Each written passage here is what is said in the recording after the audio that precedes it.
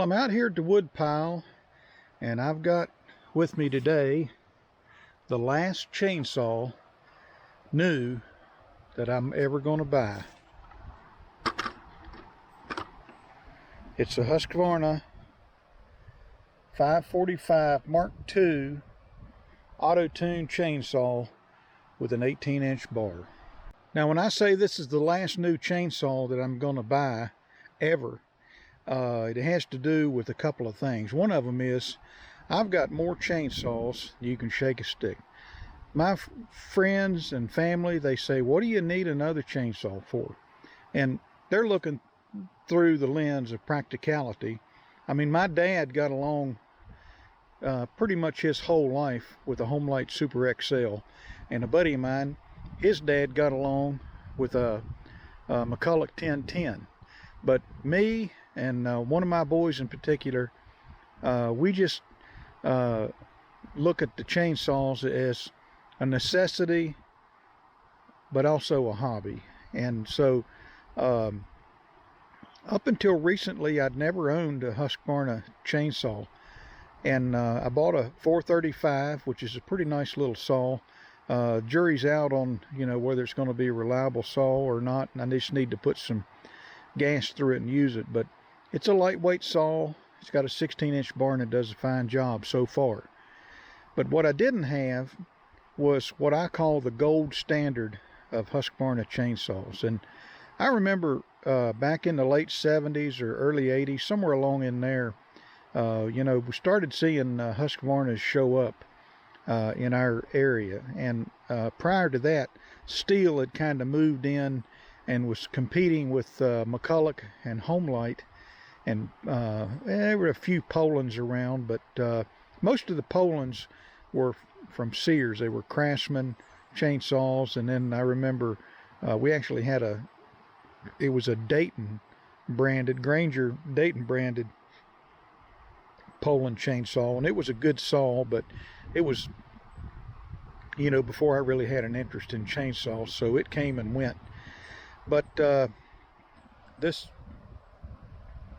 these Husqvarna chainsaws had a reputation as being just excellent back then, and people were buying them, and of course, things were really expensive. I don't know what it is, but it seemed like, back in the, I don't know, I mean, even in the 50s, 60s, and 70s, and 80s, and money just seemed like it didn't flow like it does now. And somebody would buy a chainsaw or a garden tractor or a pickup truck, something like that, and then they would run it until the wheels fell off of it, so to speak. And now it just seems like money flows, people buy whatever they want whenever they want. And to some extent, I fall into that category within certain limits. I mean, I'm not going to borrow money to go out and buy a Husqvarna chainsaw or, anything like that. But I'm not going to put this on a credit card. I paid cash for it. And, so when I say it's the last chainsaw, what I'm talking about is I've got some really nice chainsaws that I've bought over the years, from Steel and Echo in particular. And then I've got some Polands, and I've got that one Husqvarna. I've got a Red Max that I bought here not too long ago, which is like it's a GZ 4350, which is a Husqvarna 543. And I'm to understand that part of the demise of the Husqvarna 543 XP was they priced them so high that they were almost as much as these 545s, and people just didn't buy them. And I also read somewhere that they thought safety measures were going to come down and these tree services were going to stop using top handle chainsaws. And they thought that 543 XP would fill that niche for people just wanting a chainsaw they could hold with one hand, I guess. But anyway, back to this chainsaw. So I've never really been into Husqvarna. I just, you know, nothing against them or anything like that. I never thought they were an inferior saw to steel. I know they got their box store models, but I just wanted one, what I would call gold standard Husqvarna chainsaw. And so worked with a dealer, and we came together on a price. He put a discount on it. I don't know if Husqvarna has rebates or dealers incentives, things like that, but he did come off the saw, did come off of the price on the saw, and that made it affordable for what I wanted to spend. Now, I'd been looking at the 550 XP Mark II, and you know, it was more money. It wasn't a whole lot more money, but from what I read on those things, and I'll get into this probably in another video, but it sounds like the 550 Mark II, XP Mark II, is a higher revving. It revs higher, quicker when you pull the trigger, and that some people regard them as lemming saws. And you see these people that, you know, they walk down a tree and they're just knocking limbs out right and left like that.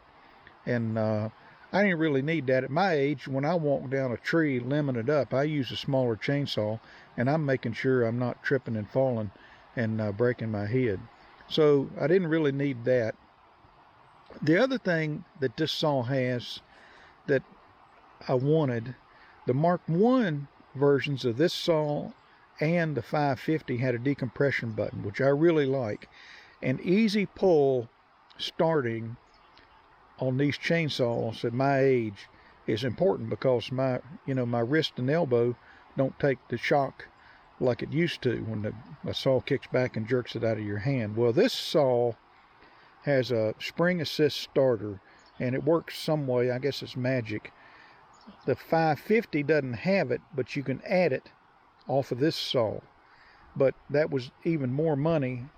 But this thing pulls really, really easy. I'm really impressed with how easy it pulls, and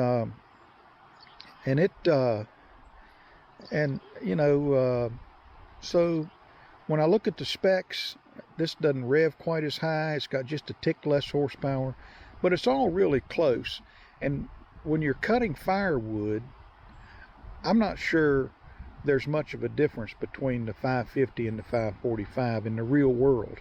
I mean, we can do the timed cuts, and one saw's 2 seconds faster than the other, but like I said in another video, you know, it'll take me 10 minutes to find the scrunch to tighten up the chain. So whatever I gained by having just a tick higher horsepower and RPM, I've lost, because I can never seem to find anything. So but that's just me. Then the other thing was, I'd read people said that the power band on this was more in the mid-range, and if you were lemming saws and you needed that fast RPM on the 550, and you're just going down and cutting those limbs off like crazy, that's the cat's meow. But the 545 is a little more torquey, what I'm to understand, in the mid-range. So when you're pushing that saw into a log, you know, this has got the grunt that maybe, and I don't know, but maybe the 550 doesn't. So this struck me more as a traditional chainsaw, 50 cc's. It would be a direct competitor to the MS 261C M, because this is auto-tune, and the steel has the Megtronics ignition. I have a steel 260 Pro, so I really didn't want to buy another steel like a 261, and my 260 Pro is just a dandy saw. The 261 and the 260 Pro weigh about a pound less than this saw, but I didn't want more weight, but I got it with this chainsaw, and that's okay. The dealer was going to put a 16-inch bar on, but when they brought it out, it was one of these, almost like a box store saw, and I thought, well, this is 18 inches. I can live with that. I like a fat bar like this, and I like an arch, because when you got the chainsaw turned horizontal, the chain's not as apt to jump off of it. And then, you know, you can see where my fingers are going in behind this saw and these saw dogs. And I've got a Poland 330 that I ordered a shorter bar on it, and it's got saw dogs that stick out like this. It's crazy. And so I should have got a longer bar for it, because what I was left with was a really short bar. And when I looked at this, when he brought out the other bar, and I looked at these saw dogs and how this thing sits back in there, I thought, well, the effective length on this 18-inch bar is not a whole lot more than another chainsaw. Let's say my 435 Husqvarna. I bet if I measured them, they would be real close, and I might do that on another video. But it just seemed reasonable to me that this 18-inch bar was probably what I needed to go with. And again, I liked the taller, I call it a fatter bar with a little more arc to it. And so I told him, don't do that. I just took it like it was. The auto tune, I don't know anything about it. It's odd to me that I get a chainsaw and I don't have to get the screwdrivers out and adjust the high and the low and the idle. This is supposed to take care of all that. You can get updates for it from the dealer periodically if you want to take it back in and check on that kind of stuff. I don't know if you need to put updates on this auto tune once, twice, or never at all. I assume if it runs good, you don't have to do anything, but it would be good to know, and it'd be really good if you could download that stuff to your computer and then plug into this thing. I don't know how the auto tune does. You know, if you got this thing in the back of the truck flying down life's highway and it's raining, I don't know if all that electronic stuff in there gets soaked, and then you got an even bigger problem on your hand. I prefer not to have electronics on a chainsaw other than the spark plug. But I got what I got, and I'm going to give it a run and see how I like it. It's, in some ways, it's kind of nice to know that I don't need to do anything except put gas and oil in it and run it. So anyhow, this chainsaw is, I'm excited to have it, and like I said, barring some unforeseen circumstance, this will be the last new saw that I buy. Now, I'll buy some used saws here and there and work on them and tinker with them, and I might keep some, I might flip some. And you know, it's funny because when I flip a chainsaw, I always lose a little bit of money on it. It's like, it's not a money-making deal. It's definitely a hobby for me, but on the necessary side, we have to clear limbs that fall into our fields, and we have to cut firewood and that kind of thing. But it's kind of fun that from a hobby standpoint, we have a goodly number of chainsaws. And again, barring some unforeseen circumstance, I really don't know that I need another new saw of any make or model. I've got plenty of Steels and Echoes, and I've got a couple of Husqvarnas now. I've got some Polands, and I've got the Red Max I talked about the other day in a video. So I've got more chainsaws. I can never wear them out. And I'll be doing some noodling with some of these chainsaws just to put some hours on them, and just, you know, because I want to.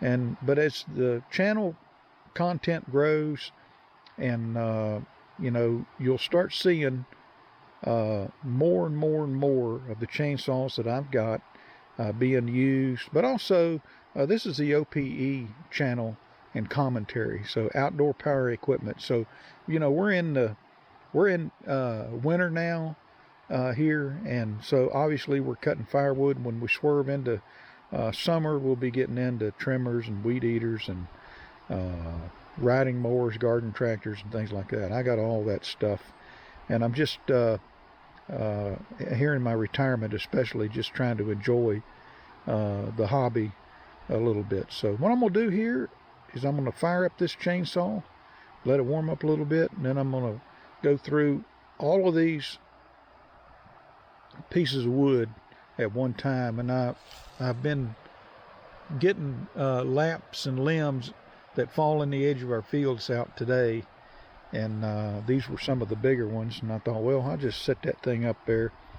You're not supposed to run this thing wide open, unloaded, for 10 hours, and so I won't be, you know, a lot of people race the motor, saw motor, wide open and all that kind of thing, and I'm guilty of it too, but on this one, I'll take good care not to do that. One other thing, you know, besides the easy pull start, you know, it's got the caps that flip up and you screw them off, but it also is a magnesium case chainsaw, which I really like over the plastic saws. It probably makes zero difference for somebody like me, but from an old school standpoint, I just like a magnesium saw. So let me get this thing fired up, and I'll cut some of this stuff up, and then I'll come back.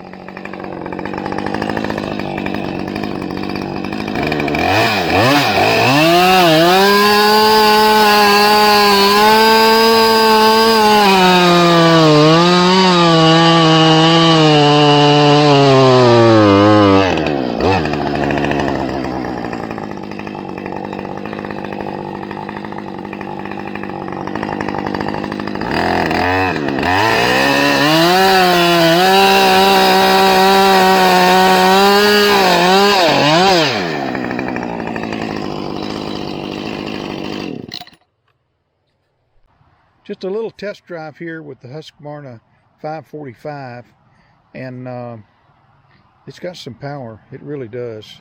And the chain is aggressive, and I believe it's a 325 chain 3/8 pitch. But I'll do another video later with a little closer look on this 545 and why I bought it, and just go beyond what I've talked about here today. And you might be asking, you know, why am I cutting the wood so short? And the answer is, we have a stove in a camp, and it's just got a small firebox, so you can't put like crazy long wood in it, and it's just a small one-room heating type stove.